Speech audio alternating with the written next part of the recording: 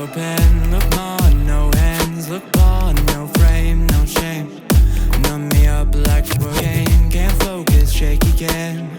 Which moment makes a man? Cause I'm hoping it just begins. Welcome, I'm Dr. Robert Groves, your host for the Groves Connection podcast. The Groves Connection brings you intimate conversations with pundits, providers, patients, leaders, and lay people, all to help us understand a contradiction. How can our healthcare system be both magnificent and yet so deeply flawed? We're going inside healthcare to talk candidly with those who know. What they have to say may delight, surprise, frustrate, or at times even anger you. But I invite you to get curious and listen to the truth about healthcare and those who want to fix it. Maybe the answers have been there all along. We just need to make the connection.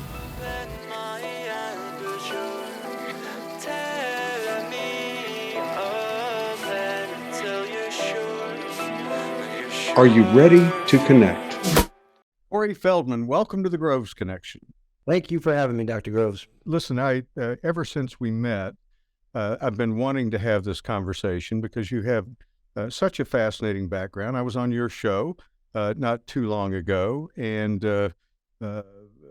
we had a great conversation there, and I thought, wow, it would be really interesting for my listeners to hear your story. So where I usually like to start out is way back when, grade school, elementary school.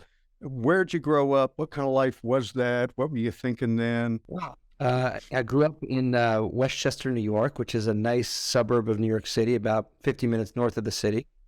Born to two loving parents who are fortunately still together. I'm one of four siblings, the oldest of four.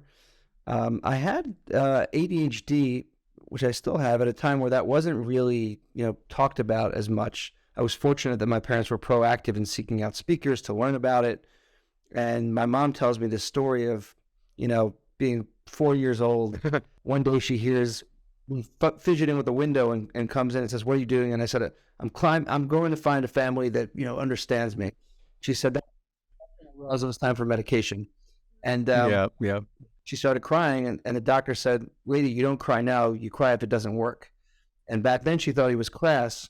And she said, in time, I realized that he was absolutely right. And medication really helped to kind of repair our relationship. And it was obviously extremely helpful for me, allowing me to kind of gain control of my emotions and my thoughts. And that was the journey. I started a school for children with special needs.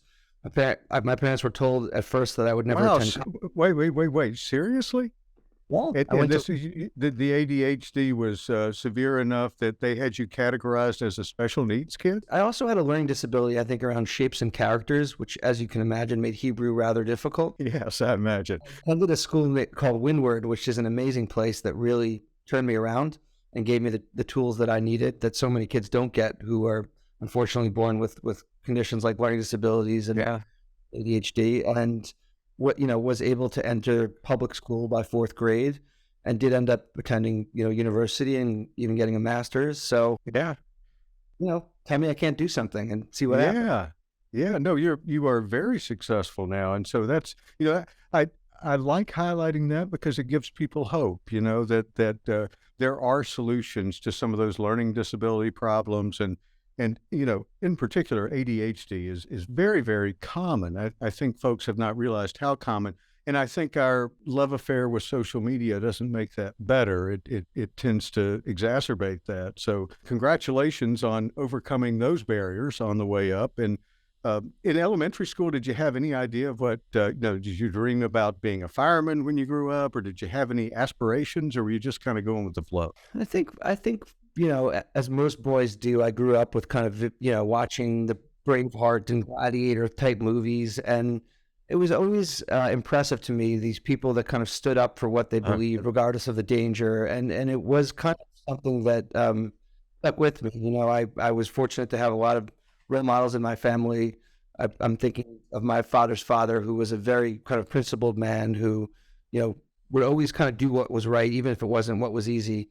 And I think that kind of ethos was ingrained in me from a young age, both from, popular media, culture, et cetera, but also from having role models like that.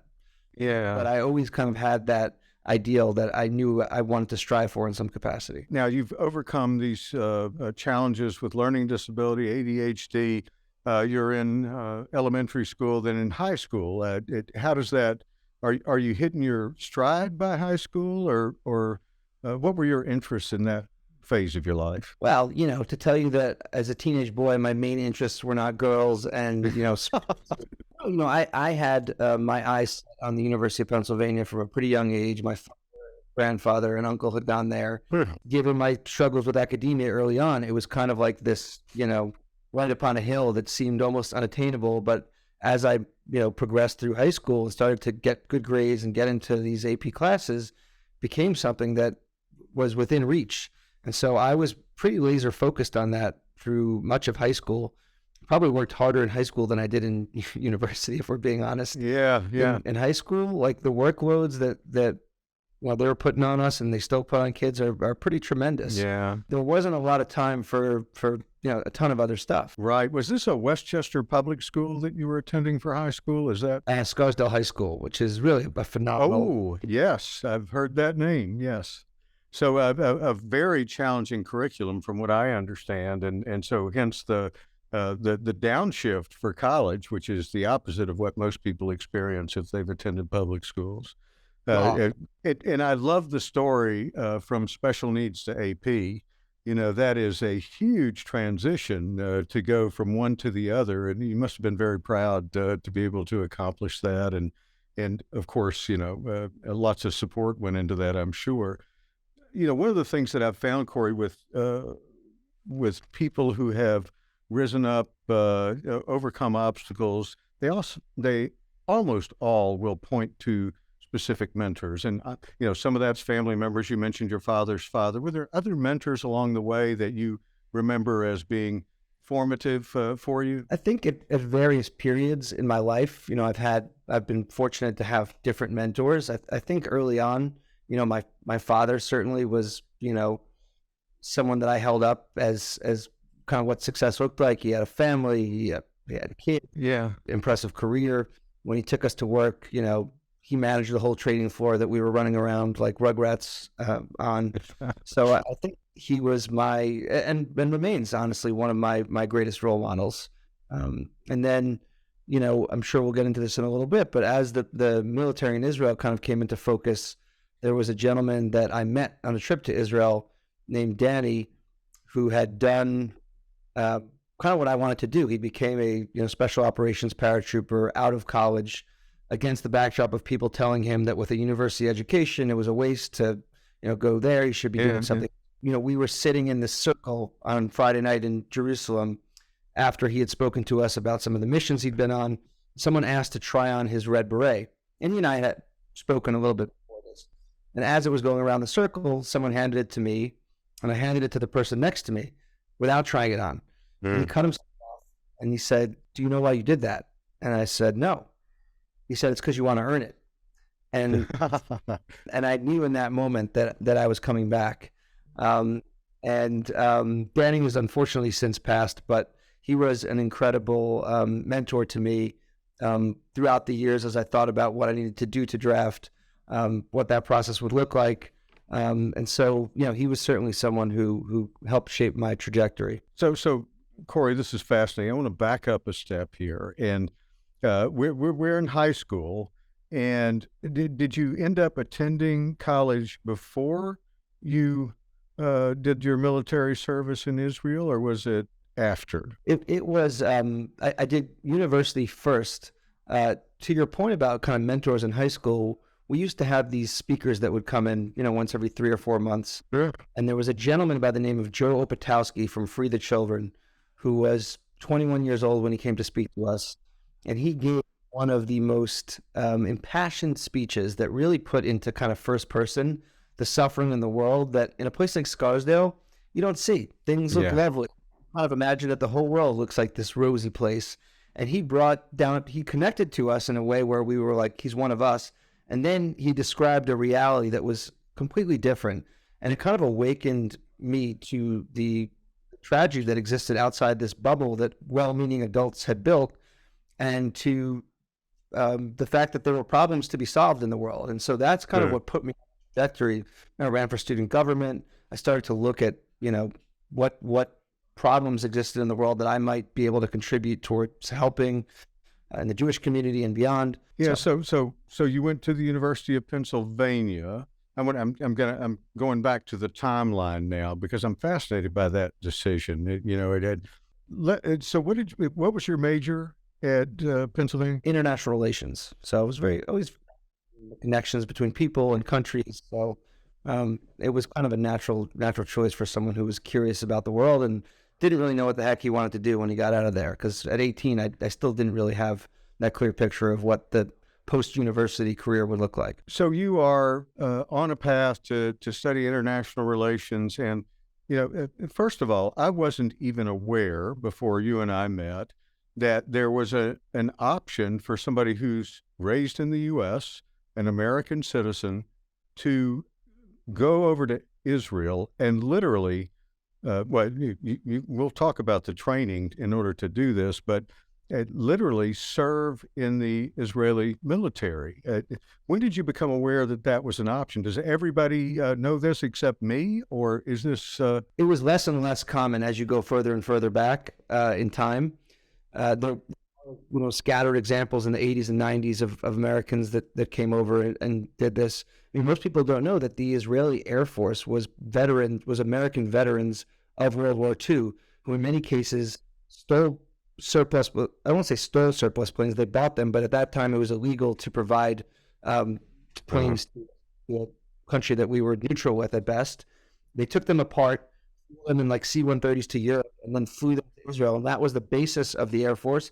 And actually, is probably why Israel won the Independence War, because they were greatly outnumbered. And without those 3 planes, I think, that formed the basis for the initial IAF, Israel wouldn't exist today. Wow. So I think the internet, reading books about people that had done it before me, I kind of, as I was pulled towards Israel in college, I'd come across books from people who had done this thing that I wanted to do. There wasn't a ton of English language information on the web at the time that I drafted. Thankfully, now the IDF actually puts out content in English for people that want to do this. But when I told you that Danny, the gentleman that I met, who was the brother of someone on that trip I was on in Israel, and when I was 19, he had done this thing that I wanted to do. So he became kind of the resource that was helping me navigate, what I would need to do this. Yeah, very interesting. Had you been to Israel before you went? You had visited, right, as I recall? Yeah, and I had actually studied abroad my junior year. Spent 6 months there. I had already at that point kind of known that this was what I wanted to do. I'd probably been 3 times prior, and there was a war that broke out. I believe a Gaza operation while I was studying abroad, and I felt so passionate that I told my father I kind of wanted to drop out of university and enlist at that time, and he said, "No, you don't." So I was, well, you should finish the thing that you started and see it through. Ultimately, after university, I went back and enlisted. We see stories about the U.S. military and boot camp and how hard it is and so forth. This, to me, is just another level because, first of all, you have to speak pretty fluent Hebrew, right? Because otherwise you can't understand instructions or... My parents at the airport, before they let me get on the plane, said, you know what duck means in Hebrew, right? That was really one of the hardest parts is, you come from a place where, you're a leader, you can use your words to articulate your vision, and now you have the comprehension skills of a 10-year-old trying to be a leader among people who are 4 years younger, and you can't really, right? Yeah. So a lot of times where I realized what the command was when everyone started running, and so I was a half step. Oh my goodness, I can't imagine. And tell us a little bit about the physical commitment that you had to make in order to qualify to be in the Israeli military. And you had your sights set on some particularly elite groups. So talk to us a little bit about that whole process and how long you trained. And so about 6 months before these tryouts, Israelis know about these things for years, and so they train all through high school the way we might train for anything else, basketball, soccer. So I was a little bit late to the game. I had kept in shape in college, so I wasn't starting at zero, but it's a different type of training. What we would do is run up sand mountains in Tel Aviv with stretchers, and is that you are going to reach your breaking point. There's no amount of physical strength and stamina that you can acquire that will equip you to deal with what they're asking of you. They want to see how you react when you've reached that point. It's not just the physical, right? When you actually have these tryouts, which are usually 3 to 5 days, they'll play mind games with you. The first 9 hours, you'll do sprints back and forth. You'll be crawling over rocks, right? How badly do you want it is the question. And a lot of people quit during that time. They decide it's not worth it. And then, at your water break, they'll tell you, all right, we only have 3 more days of this. And you're like, oh my God, is it really going to go for 3 more days? And it's not. Really. But you don't know. You have no idea what's coming. And so they want to test your mental fortitude. And so that's what they tried to, I think, suss out in those trials is, do you have the mental fortitude for them to provide you with the physical strength that you'll need to become an effective member of those units? Yeah. And, the other thing that strikes me about the Israeli position, if you will, is that it is, dead center in the midst of modern warfare, which is not army against army anymore. It's embedded in civilian populations, and there are uprisings, and there are, you don't know who to trust and who you can't trust, and that ill will that's been bred across cultures is palpable. Just a really intense situation to be immersed in as a young man. And it really is remarkable that we don't see more military breakpoints. And what I mean by that is I'm impressed at how well the military overall keeps its cool in the midst of this incredible challenge. Talk to us a little bit about how that landed on you and what you thought about as you were going through this process. I had come up reading the stories of, the founding fathers of Israel, right, who are not so far removed like they are in this country. We're talking about, men and women in the 30s and 40s who built this country. It was, Israel became a state in the 40s. So I had this kind of quite idealistic vision, I think, of what Israel was to them. But then you get to a place and it has, the realities on the ground are never as pretty as the picture that you paint from a distance. At the time, I don't think I necessarily appreciated all of that. It was a pretty clear battle between good and evil, right and wrong. And it's with the benefit of having some distance from the events that you start to see that, as Amos Oz said, who's a famous Israeli poet, the definition of a tragedy is when both sides are right.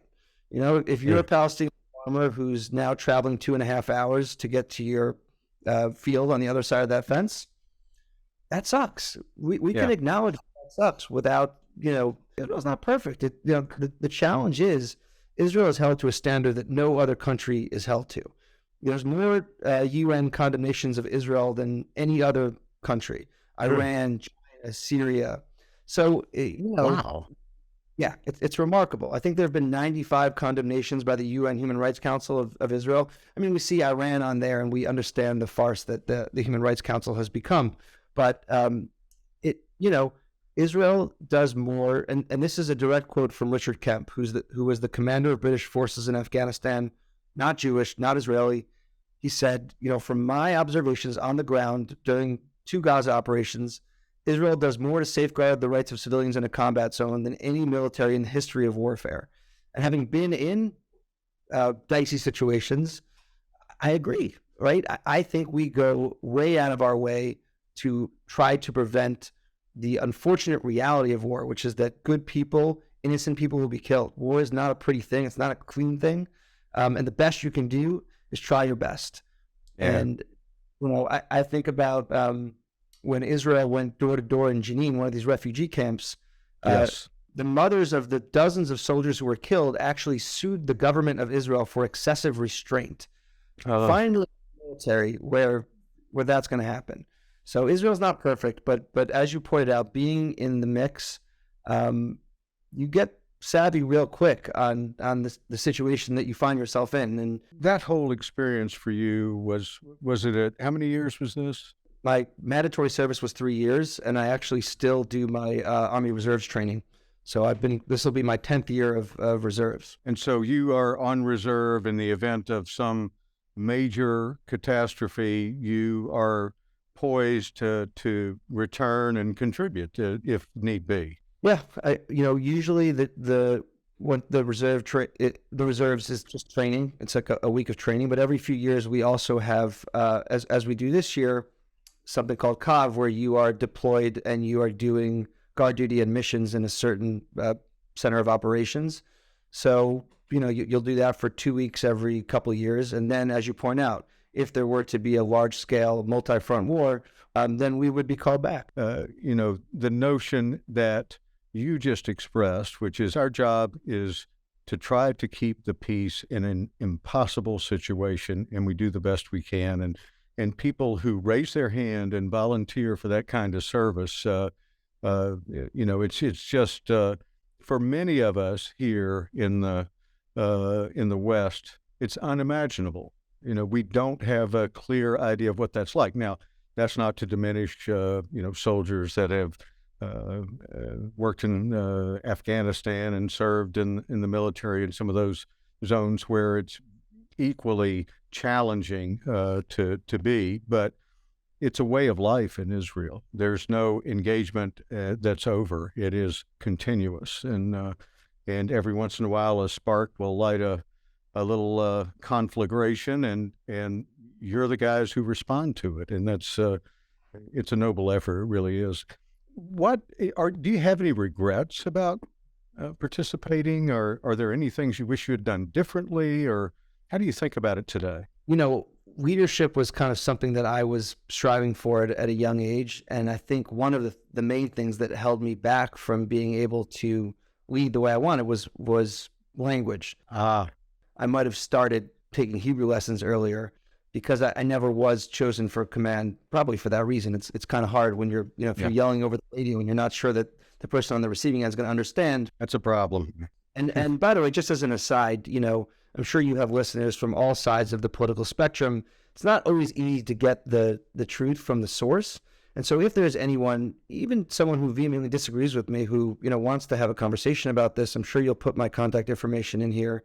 I'm an open book and would be happy to share my own experiences. I'm no expert in Middle Eastern affairs, but, I think we have to be willing to have dialogues if there's any hope of reaching common ground. So that's just an offer that I'll extend to any of your listeners. Thank you for that, Corey. And by the way, I have read your book. Tell everybody what the name of that is and where they can find it. Oh, well, thank you, by the way. The book is called A Line in the Sand, and it documents my journey, through the Israeli Special Forces. It's on Amazon, Barnes & Nobles, basically online wherever books are sold. I have to say that having read the book, you take a very balanced approach. It is not a political book. It is a book about human experience and one of the challenges of pushing human capabilities to the limit. And in some sense, it's also about what you mentioned earlier, is that a tragedy is when both sides are right in some sense. And so it's a very balanced view of it, and I commend you for that as well. I want to leave that part of the story now and move to how in the world did you get involved in healthcare? What's that story? Yeah, well, I had taken a job with an Israeli company out of the military. I knew I liked Israelis and Israeli companies, so it seemed like a good idea. They were kind enough to allow me to open up their South American operations in Brazil. So that required yet another language. So I spent about 4 or 5 months learning Portuguese. A childhood friend of mine, David Gelbard, actually reached out and said, I've started a company in healthcare, and if you can learn Portuguese, you can learn healthcare. So come figure this out with me. And he showed me some graphs. He's very good at numbers and charts, and explained to me why ad tech was going in the wrong direction and healthcare was going in the right direction. And he's a very convincing guy. So I said, let's do it.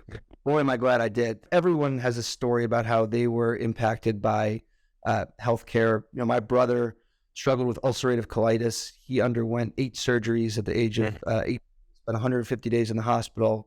And so I saw firsthand, thank God, what good healthcare looks like, what complications look like, what fighting with insurance companies look like. And so it wasn't necessarily something that I arrived at on my own, but once I started working at Parachute and saw that you could work in this place where if you're pushing innovation that makes a difference, you're changing people's lives, I was hooked. I felt that same sort of feeling of contribution to something that was larger. And so that was kind of my forte into healthcare. Spent about 3 years there, helping to build out the sales organization and our go-to-market strategy. After you were there for 3 years, what's the next phase and how did that take place? And keep moving us along that timeline to where you are today. Yeah, sure. I kind of increasingly sought out opportunities to be closer to the starting point. And so, David, who was the CEO of Parachute, introduced me to, he had previously built a very successful healthcare company, and he was starting up a company called Medicare. Unfortunately, we were selling to doctors, primary care doctors, in March of 2020. Not the best timing. And so, we tried a bunch of different angles. We had a very amicable schism, but we shook hands and kind of went our separate ways. He went back to the drawing board, and they're still at it now. They've come back in the wake of COVID and have built a business that, from what I understand, is doing pretty well. Having left that Master of Healthcare Innovation program at Penn around that time, I got to zoom out a little bit and say, okay, well, what within healthcare is most interesting to me? Am I most passionate about?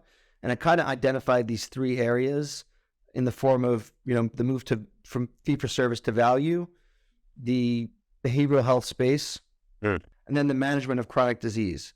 So I was looking for an opportunity to be trusted to play in the behavioral health space for the first time, lead and build a team, and interact with payers.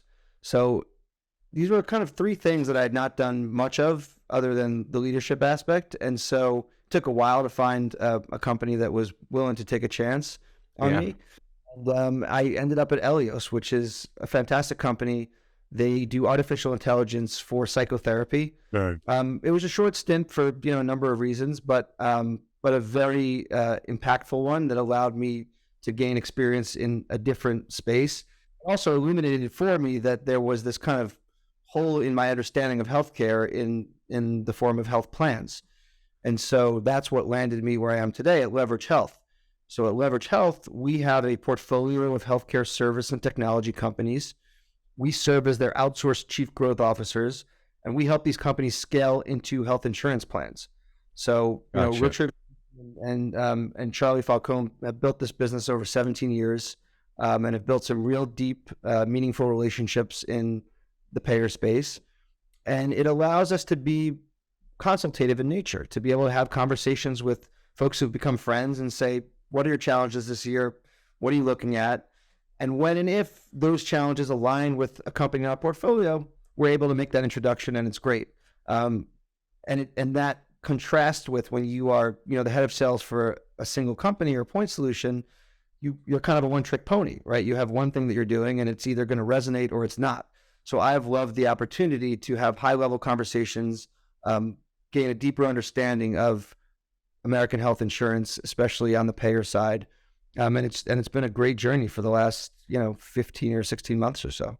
Yeah. So give us an idea of what kinds of companies you're talking about, and how do they find Leverage Health? How does that relationship develop? We look for companies that are kind of on the cusp of something that everyone's going to talk about. So not necessarily CKD, diabetes, the stuff that's already kind of front and center, but we are looking at the stuff that in 2 to 3 years' time is going to be monumentally important so that we can get a little bit ahead of the curve.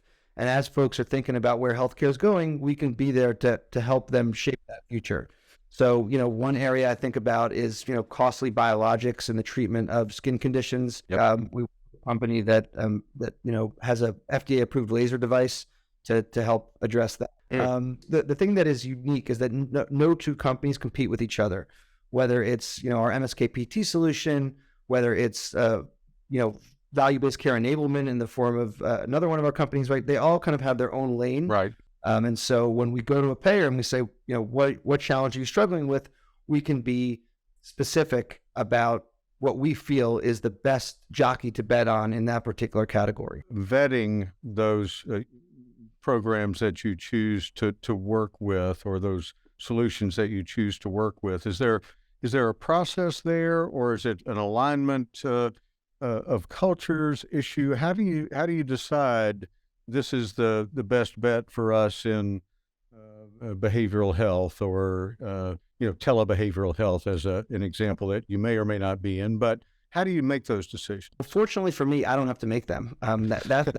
But we do look at the financials. We look at, is this solving a real problem? And part of the benefit of having these deep relationships across many health plans is that we ask first. We'll talk to our partners and say, hey, we're thinking about company X or Y, but also we'll be proactive, right? If we're talking to our partners in health plan land and they're all saying the same thing, cost of care, MSK spend is growing out of control, we're going to look for a company that's going to check that box. What is the advantage to these companies? And they sound like they're mid-stage. These aren't necessarily, Series A startups. Do you invest money in these ventures as well?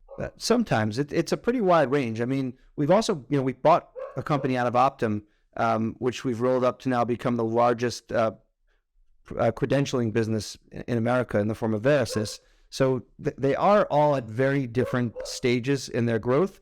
But what we are really looking for is a company that's proven itself with health plans and has a product that's ready for the health plan market that our relationships can help to accelerate. Help me understand how Leverage Health makes its money. Where does the revenue stream come from? What's the model there? Yeah, so we make our money exclusively from our portfolio companies. So we never take money from health plans, not for the consults, not for the relationships. We really just want to be trusted advisors on that side of the business. And for the from the companies themselves, it kind of looks different every time. No two companies are alike, and so we know what our revenue target is, or what we want to turn as a profit over the course of the 3 to 5 year relationship, and we'll back into that through a combination of cash and equity, usually in exchange for milestones and logos that we're bringing in, and value that we're able to add, and that's ultimately how we get compensated for that work. You've been very generous with your time, and I don't want to take more than is necessary, but let me ask you, what do you see as the biggest challenges in healthcare today, and how do you think about how we go about fixing those? I mean, obviously everybody is interested in that same question, and there are lots of perspectives on this. I'm interested in yours. I mean, the two that come to mind, particularly coming out of COVID, cost of care is a massive focus for everything. I think I read that something like 40% of rural hospitals are going to be in the red this year. It's a really tough time when we're thinking about the cost of care delivery. In terms of the reasons, there's a lot of middlemen in healthcare. Yes. There's a proliferation of point solutions in the market. And at Leverage, we do see a lot of companies. And the model that we've seen that's successful are ones where it's more than just a single pain point that company is seeking to solve. And by the way, we have companies that are successful because the thing that they're targeting is at the top of that list of the 3 things that are driving the main cost of care. I spoke to the CEO of a health plan last week who said, my biggest issue is costly biologics for the treatment of skin conditions, right? But in another sense, we have companies that are taking clinical care and technology and marrying them together. And when you think about the shortages of clinicians in this country, short of cloning them, the best way to empower them is to give them digital tools that automate the parts of their job that, frankly, they don't need to do, right? Whether it's documentation, whether it's, I think a good example that I use is Recovery One, just because we've all done PT before, but, with the AI kind of measuring your range of motion, you can do your PT without the PT while your phone measures your range of movement. And then if you need to speak to a PT, you press a button and you speak to the PT because this exercise is hurting me. I contrast that with the physical therapy that I do in person now, where my PT will see 5 or 6 people at once, and if 3 of us need his help, well, we're out of luck and we're waiting in line, as opposed to the more man nature, right? So I think about technology married with clinical intervention as kind of the future of successful innovation. Yeah. When I think about the market as a whole and kind of where I'd want to focus as an entrepreneur, I do believe that some combination of clinical care delivery and technology together is a good formula for a company that's going to be successful looking forward. Yeah, I absolutely agree with that, Corey. And I've been thinking about this obviously a lot over the last several years. What is it that we need? And our previous focus had been on metabolic diseases and behavioral health. We're not reducing our focus on those two issues because they drive so much of the cost today. And lately, what we've turned to is something that you've mentioned it's to what extent can we automate routine and redundant tasks that don't need to be done by human beings. And, so workforce automation, as you know, there's a huge crunch now for talent. The caregivers in healthcare, whether doctors or nurses or others, we're aging. Many of them are my age or higher, and a lot of them are thinking about retirement. And you add to that the pandemic and physician burnout and nurse burnout, and it's a real problem in healthcare. And it will drive a lot of healthcare inflation as well, because salaries have to come up to attract the kind of people that we want. So that workforce automation is a key. The other one that I tend to focus on, I'd be interested in your take on this. So many of these point solutions have single-digit engagement. And so one of the other areas that I've been very focused on for the last year is patient engagement. And whether it's a nudge theory or a Vegas theory, how do we get patients to really want to do the things that we know will improve their health? So that's the other area where I've been pretty intensely focused. And what's your take on those issues? I think if we were to think about healthcare more from an entrepreneur's perspective, the brilliance of Waze is that you don't have to do anything for it to gather data that it can then provide to other users for them to understand where there's traffic and where there's not traffic. So, I think about when I was an early stage employee at Medicare, I was launching this in the projects of the Bronx. And I walked into a woman's apartment. She had to be 50 on dialysis. I mean, really tragic. And I wanted to help her download the app. Turns out her phone network didn't have service in her building. So I had to hold my phone out the window on a hotspot, which she's not going to do, right? With, hooked up to at-home dialysis. And you start to realize the barriers that you didn't even perceive to be there, right? And so when I think about innovation, I think about entrepreneurs who are willing to roll up their sleeves and go into the patient's home and see what their reality is like. I think that's what made us so successful at Parachute, is that we actually went into the hospitals, sat with the case managers, watched their workflow. Epic's not doing that, and for that reason, the Epic DME module is pretty bad, right? Because it's not actually solving the pain point of the people that are doing the ordering.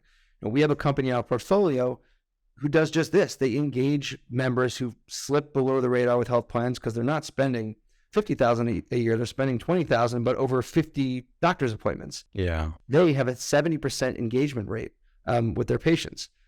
I still haven't figured out exactly how they do it. It's a secret formula, Right. But there are companies out there that have figured out how it is that you get in touch with people. It might be an interesting point to transition into the MA world, because one of the benefits of Medicare Advantage is that it does pay for that high value care. And so you do get to go into the home and see what a patient's reality looks like, and you gain information about them that you would never gain otherwise. Yeah. Corey, I think that is excellent advice, and it's age old in one sense. It's like, if you want to solve a problem, you have to understand it.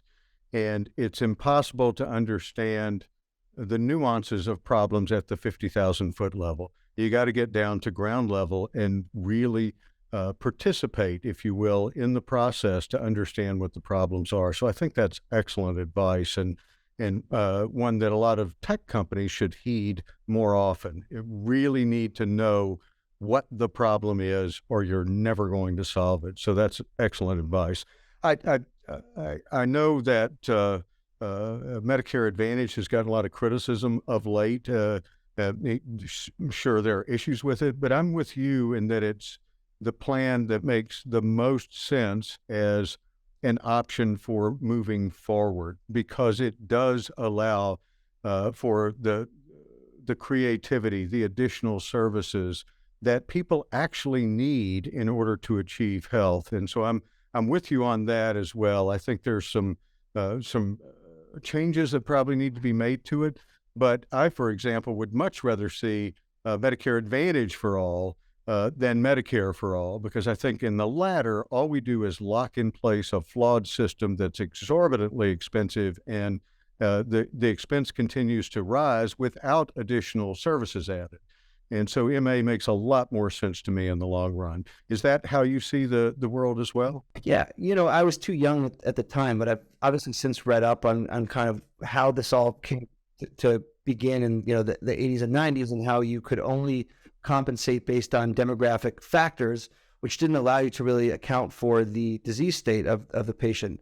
And that doesn't work on one end of the spectrum. On the other, when you pay more for every condition code that you add, you have an incentive to add more condition codes. Yes. I think where we're at today is better than what we had then, because at least people are incentivized to find the sickest patients. Whether we're paying too much for it, we can debate. But I think if our first priority is patient care, certainly this new system works better than a system that incentivizes quantity over quality. Yep. But Medicare Advantage, to your point, does compensate finding problems and trying to fix them, right, in a way that service Medicare does not do. I want to give you the final word here as we wrap things up today. First, I want to give you the opportunity to tell listeners how they can get in touch with you and with Leverage Health. And you have a podcast, you have all kinds of things going on. Fill us in on what those options are and how we can access them. Thanks. So the podcast is Healthcare Reimagined. It's on Spotify and Apple Podcasts.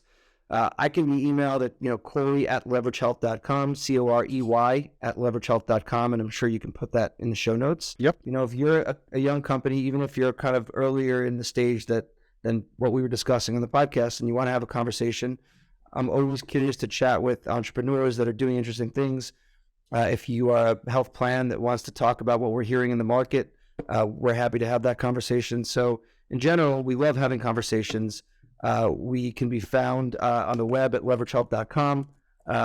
But again, always open to conversations. So feel free to email me directly. And Dr. Groves, thank you, by the way, so much for having me on this podcast. I've really enjoyed the chance to. Corey, it's been my pleasure. And lest anyone should forget, if you want to have an incredibly interesting, balanced read of the Israeli military, I suggest A Line in the Sand by none other than the man in front of you, Corey Feldman. A great read. I really enjoyed it. And with that, I'm going to end with one last question for you, and that is, what's your number one tip for aspiring leaders in healthcare? I was meeting with the CEO of a health plan last week, who mentioned the book Turning the Ship Around. He was a submarine captain, and he had the best ship in the Navy, and they put him on the worst ship in the Navy. And within 6 months, it was performing as the best ship in the Navy. What did he do? He didn't know enough about any of the individual components of the ship. What he had to do was empower the leaders in charge of those various stations. Mm-hmm. And he changed the language from, sir, we have this problem, what do we do, to, I'm considering doing X. He empowered people to make the decisions and gave them ownership of the decisions, which obviously comes with responsibility. And in so doing, he empowered them to become the best ship. And it was his stewardship that got them there. So I think across any industry, it's about empowering people to lead. The fact that, my boss lets me get on this podcast and have this conversation about us is a good example of empowerment, right? You want people to feel free to grow within their roles and feel like they have some ownership of their fate. And I think if you can do that, what you create is people who are inspired to do their best on your behalf and for the sake of your mission. Well, Corey Feldman, it has been an absolute delight to talk to you today, and that's great advice for leaders. I just want to say I consider you a friend and colleague now, and I couldn't be happier to know you. And with that, we are going to say so long for the Groves Connection. Until next time. Bye-bye. You've been listening to the Groves Connection, your connection to the inside story on healthcare, featuring in-depth interviews with those who know. You can find us on Apple Podcasts, Spotify, and anywhere else you get your podcasts. If you like what you hear, give us a 5-star review to keep the connection going, and hit the subscribe button to be sure you never miss a beat. The Groves Connection is produced by Dr. Robert Groves. Original music, editing, and creative direction provided by Alden Groves.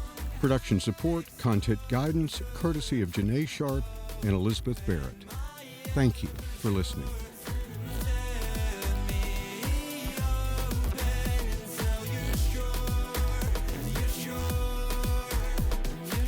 The professional ideas and opinions expressed in this podcast are mine and do not reflect those of any current or past employers. Thank you so much for listening, and we hope you'll join us next time on the Groves Connection.